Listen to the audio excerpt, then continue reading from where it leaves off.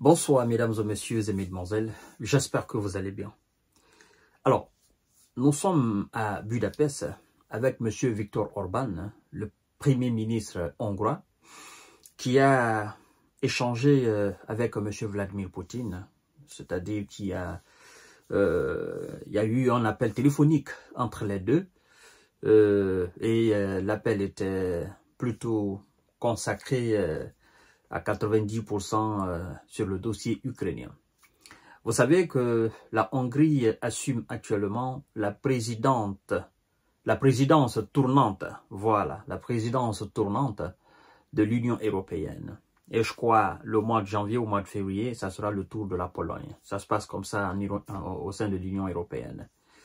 Et donc, Viktor Orban, depuis le début qu'il a commencé à exercer voilà, cette fonction de présidence tournante, il n'a cessé d'augmenter les efforts pour amener la paix en Ukraine. Il a fait même plusieurs déplacements en Russie. Hein. Dès qu'il a pris seulement la fonction, directement il est parti en Russie voir Vladimir Poutine. Il a été critiqué pour ça. Mais je ne suis pas là pour parler de ça. Je suis là pour parler de ce qui est présent, ce qui s'est passé maintenant là. Monsieur Viktor Orban nous informe que Monsieur Zelensky a rejeté un cessez-le-feu pour Noël et un vaste échange de prisonniers. Alors, la porte-parole du ministère des Affaires étrangères russe qu'on appelle Maria Zakharova l'avait affirmé que M. Volodymyr Zelensky a refusé un échange de prisonniers entre les deux États. En fait, ils le font parce que eux, ils ont tellement de prisonniers ukrainiens qu'ils veulent donner à M. Zelensky. Bon, lui qui n'a pas de militaires sur le terrain, certainement ça va le servir de les traiter, les soigner, mais aussi les renvoyer sur le terrain. Et donc, M. Zelensky a refusé. Et M. Viktor Orban l'a mentionné clairement aujourd'hui. Donc, ça prouve encore que M. Zelensky ne veut pas de paix. Il veut la continuité des hostilités dans son pays. Parce que c'est dans ça que certainement le gars se nourrit. Il se plaît bien dans cette fonction où il fait des voyages, des va-et-vient, New York, Washington, Londres, Paris, Bruxelles, Rome. Voilà, il aime bien ce voyage-là. Il aime bien tout ce mouvement-là quoi autour de la guerre. Donc, parler d'un cessez-le-feu, pour lui, c'est un arrêt de business. Vous comprenez? C'est un arrêt de business. Et ça sera aussi un arrêt de business pour ces responsables militaires qui sont en Ukraine. Vous savez aussi que Washington a annoncé hier, n'est-ce pas, avoir débloqué 20 milliards de dollars, quelque chose de 19 milliards d'euros. Donc, ça, c'est de l'aide financière, en fait, hein, pour venir épauler l'Ukraine. Mais je crois que ce fonds aussi sera mis, je crois bien, à la disposition de la Banque mondiale qui va procéder à l'envoi petit à petit. Et Washington dit que ça sera remboursé par les bénéfices, hein, n'est-ce pas, des avoirs russes qui sont gelés par les Européens. Et donc, tout cela nous pousse à dire tout simplement que ils sont pas encore prêts à mettre fin à la guerre. Je sais pas alors comment M. Donald Trump va mettre fin à la guerre. Parce que avec tout ce qui se passe là, c'est impossible que Vladimir Poutine entende parler de paix. Budapest affirme que Kiev a rejeté une offre d'arrêt des hostilités à Noël. L'Ukraine affirme ne pas avoir eu de discussion à ce sujet. Ben, c'est ça. Comment voulez-vous que M. Viktor Orban puisse s'entretenir avec Vladimir Poutine pour parler de paix, lui qui est actuellement le président de l'Union européenne, sans qu'au préalable, il n'y ait une discussion avec la partie ukrainienne pour un cessez-le-feu au Noël? C'est impossible. Même si c'était le cas, mais si vous voulez la paix, vous voulez un cessez-le-feu, vous savez que ça part toujours de quelque chose. Ça peut être un cessez-le-feu pour Noël, qui peut être prolongé aussi, et voir comment il peut avoir une paix définitive. Mais lorsque vous dites que vous n'êtes pas au courant de cela, ben, ça montre suffisamment votre détermination à continuer les hostilités.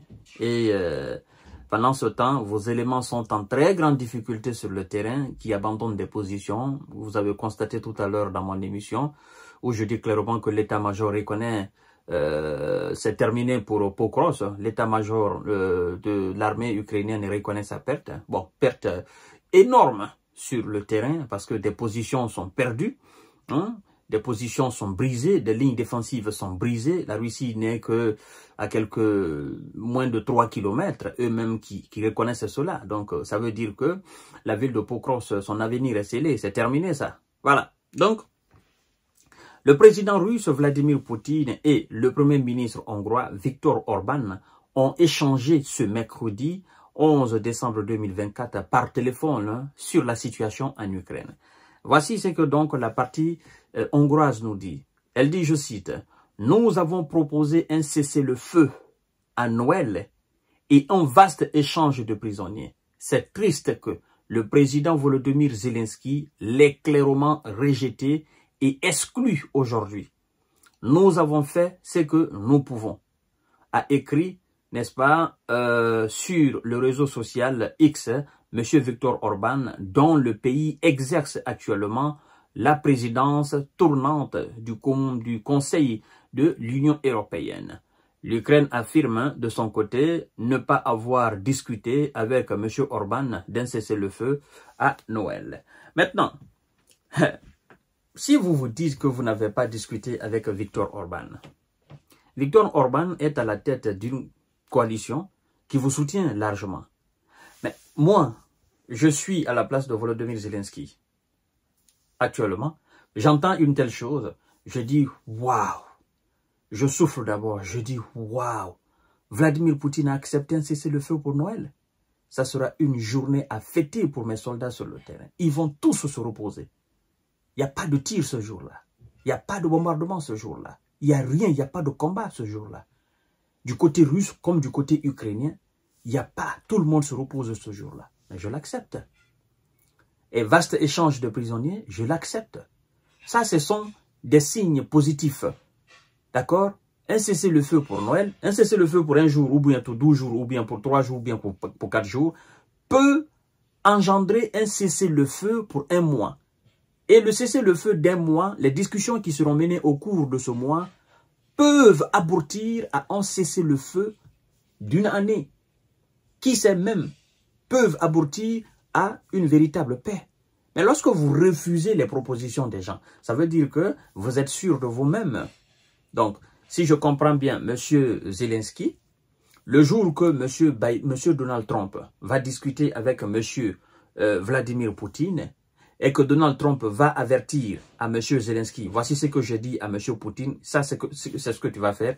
M. Zelensky va dire, non, je n'ai pas discuté avec vous au préalable, donc je n'accepterai pas cela. En fait, ce que Viktor Orban a fait, même si maintenant, je le mets dans le conditionnel, même si maintenant, il ne s'était pas entretenu avec la partie ukrainienne, ce que Viktor Orban a fait, aux yeux de Volodymyr Zelensky, Orban n'est pas la personne la mieux placée pour faire cela. Il faudrait que ça soit le président américain.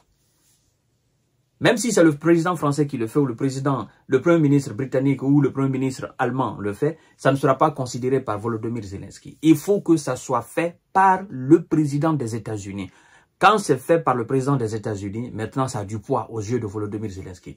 Vous avez vu tout récemment, l'Allemagne est le deuxième pays qui fournit le plus d'armes à Volodymyr Zelensky. M. Olaf Scholz a pris l'initiative tout seul. Il a appelé M. Vladimir Poutine. Et il a été farouchement, il a été de façon vraiment vilain, d'accord, de façon très vilaine critiqué par M. Zelensky. Il a dit que ce n'est pas les appels de M. Olaf Scholz qui vont changer la situation sur le terrain. Vous imaginez? Il s'attaque à quelqu'un qui veut la paix chez lui. Je vous dis, tout ce que les Européens font, si ce n'est pas le président américain qui le fait, ce n'est pas considéré par Volodymyr Zelensky. Et donc ça, c'est une preuve encore que c'est l'Amérique qui mène la danse. Voilà. Sinon, le président en exercice, n'est-ce pas, du Conseil de l'Union européenne, et ce n'est pas un petit Mamadou. Ça, c'est pas un enfant, ça. C'est un haut responsable qui a écouté. Et lui, il fait quelque chose pour un cessez-le-feu dans votre pays. Vous dites non, ben, c'est que vous avez quelque chose derrière la tête. Donc, nous allons voir. Ils vont continuer. Il va perdre ses villes.